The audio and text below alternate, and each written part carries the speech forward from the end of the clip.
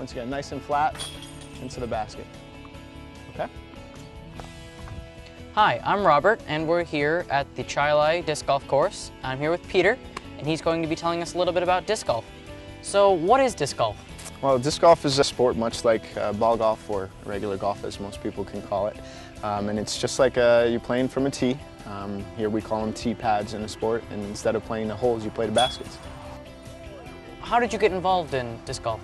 Well, in college, I actually did a lot of ultimate frisbee that a lot of people know. It's just like football, but you play with the frisbee. And I ultimately went to Elmira, and there was a course in Corning that I just happened to go play, and I ended up playing it with an ultimate frisbee disc at first, and happened to see one guy's throwing different types of plastic, and just asked him what it was, and been playing ever since. Now, where did disc golf originate? Well, there's actually a lot of different stories about that. We don't know specifically where disc golf originated. There's a lot of stories with college groups in British Columbia or different places around America, but no one really knows originally where it started. But Ed Headrick, which is the guy who founded the Professional Disc Golf Association, and a guy named Chim Palmieri, who's actually from Rochester. We have the longest running tournament in the Professional Disc Golf Association called the Rochester Flying Disc Open, and coming up on our 40th annual next year. And it's an exciting part to be a part of Rochester and knowing that it's such a huge history to the sport. What are the materials that you need to play?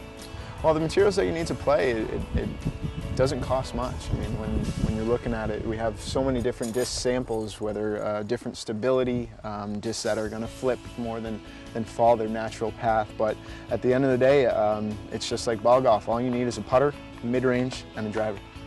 Now, what are the differences between the different discs? Sure. So when it comes to a putter and when you're throwing a disc, ultimately, a putter you want to go as straight as possible. You want a natural flight path. You don't want the wind to control it that much. So what the putter is, it's a little bit more rounded edge. So when you're putting it, you're going to have a straighter shot.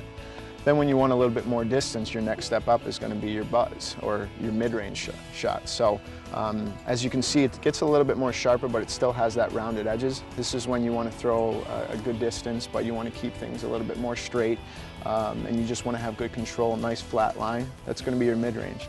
And when you want to step up and really throw a good long distance, when you need a long drive to go out there, that's when you have your drivers, and you can just see the difference between the edges. It's a very sharp edge.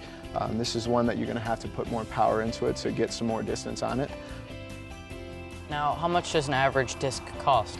You can get a set of 3 discs for as low as $30. You know, it's not a very expensive sport to play, but the nice thing about it is you can get as competitive as you want. So the more competitive that you get, the more money that you put into it. But at the end of the day, you'll see guys who go out there with just a putter, mid-range, and driver, and they just spent $30, and the only thing else you need is the gas to get there.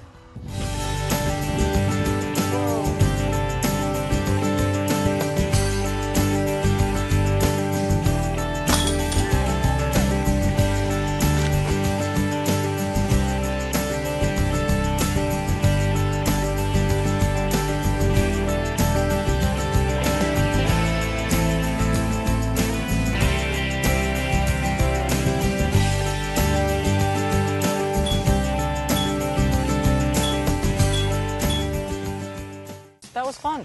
Good. Now, where can people go to play disc golf? Well, people can go to play disc golf anywhere.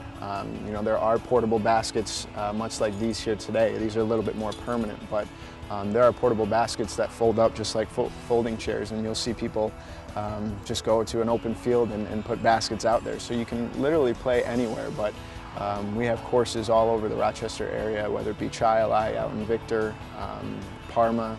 We have courses down in Brighton and even at Ellison Park. So there are a lot of different areas that you can play.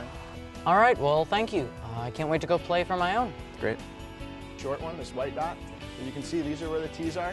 So you're flying up here. They actually have trees marked. They have water streams. And we're playing to the white dot, so we're looking at right around 300